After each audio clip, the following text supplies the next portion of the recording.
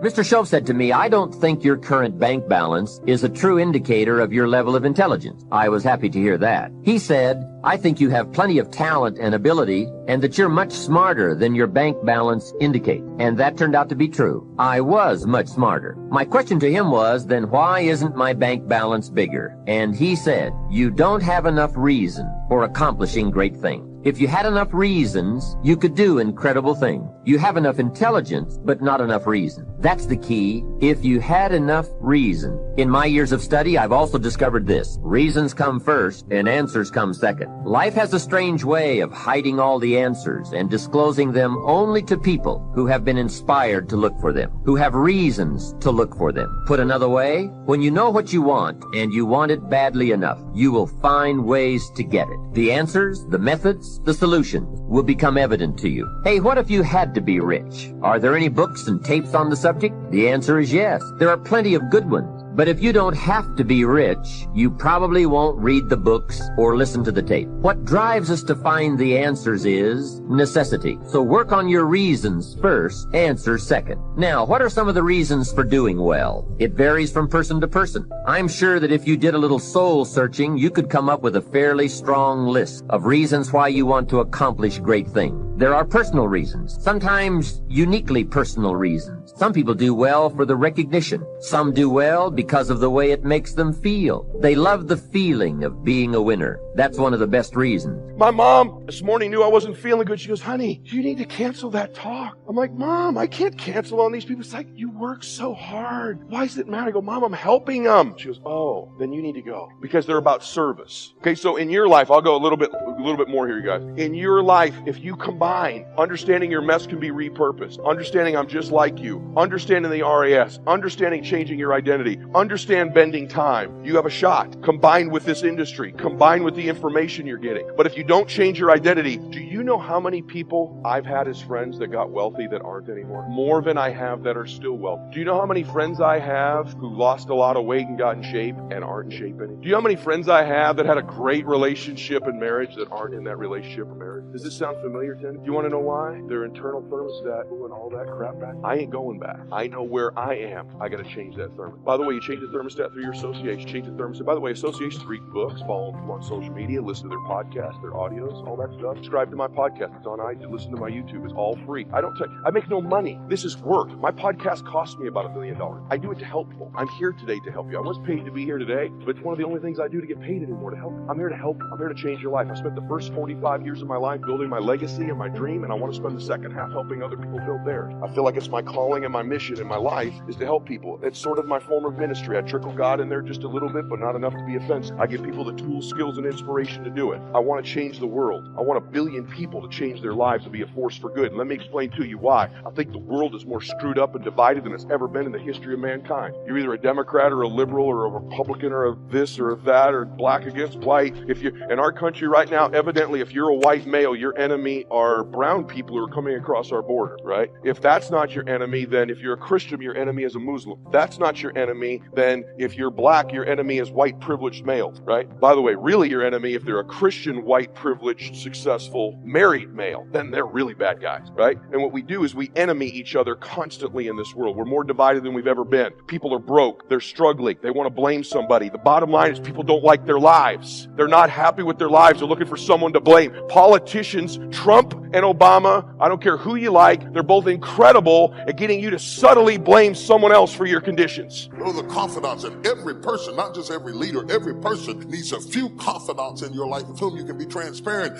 and then you won't be so lonely all the time. This man is in cave because there's nobody walking with him. There's nobody who's got his rhythm. There's nobody who's got his pace. And then there are constituents. And this is the vast majority. This is the big category of what happens in church. Constituents are distinctly different from confidants. Confidants are for you. Constituents are for what you are for. They line up with the cause. They're called to the cause. They join your church because you feed homeless people. They join your church because of your foreign missions. They join your church because you're going to heaven. They join your church because you believe in faith and you teach the word. They join your church. They are not for you now. They are not for you. They are for what you are for. They're going your way. They are for what you're for. What's the highway we came in on? What's the number? I-5. You're on I-5. They're on I-5. You're going in the same direction. They're going going your way. They are for what you are for. They're not for you. And you have to understand that because they're attracted to the direction you're going in. But if they see a car that will get them there quicker, they will leave you because they were never for you. They were for where you were going. And if somebody else can get them there quicker than you, they will hop out of your car and dive into their car and go down the road because they were never attracted to you. They were attracted to your direction. And these are constituents. They are for what you are for. And there's nothing wrong with that. It's nothing wrong with that until you mistake a constituent for a confidant. And you have a personal relationship with a public person and you think they are there for you and they were never there for you. They were there for what you were for. And then there are comrades. The third category is comrades. Now, comrades are not for you and they are not for what you are for. They are just against what you are against. They're comrades. They are attracted to you because you have a common enemy and they will be with you as long as the fight exists. But when the fight is over, they are gone. It's like the past election. I'm going to be very careful because we get in politics, we'll all be fighting.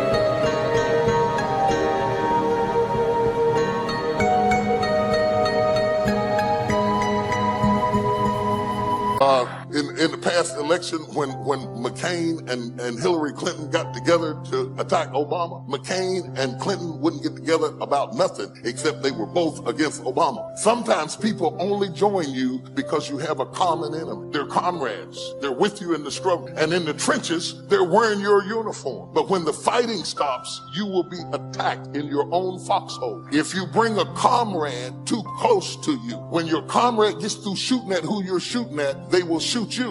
Because they were never for you and they were never for what you were for. They were just against what you were against. You'd be surprised at the people who fight against stuff, just all kinds of stuff, abortion, same-sex marriage, all kinds of stuff. They're against the same stuff, but they're not for each other. They join together in the fight. You as a leader have to know why people hooked up with you. Because if you misallocate a person into the wrong category, you will be brokenhearted and wounded and end up in the cave because you thought a constituent was a confidant, thought a comrade was a constituent. When the fight was over, they got shot in your own foxhole. And I don't care what you hear about on TV, there is no such thing as friendly fire. A bullet is a bullet.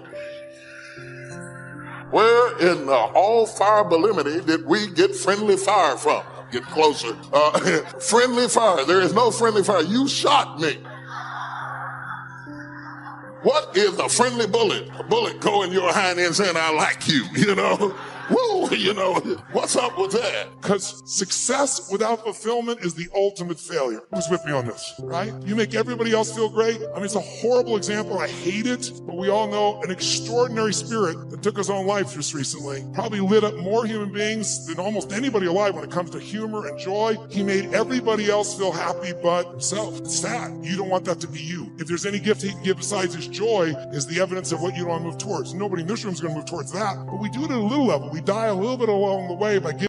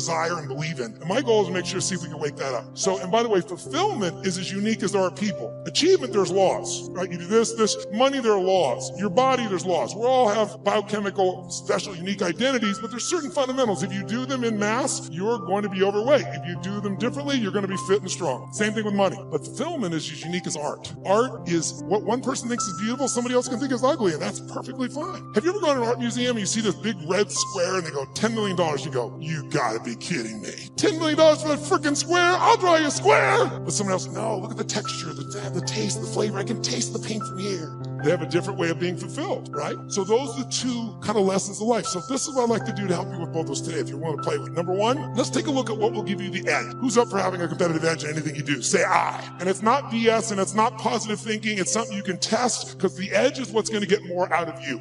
Second, I'd like to show you how to create a breakthrough. Who here has an area of your life where there's something you've struggled with for a while and you're sick of struggling with it and you're sick of making excuses and you want to actually change it today? Who's got one of those in your life? Say I. If you want to play full out, I can show you that. And the third element really affects the other two, and it's really the one that affects business and life, and that's the power of engagement. All of these are tied to engagement.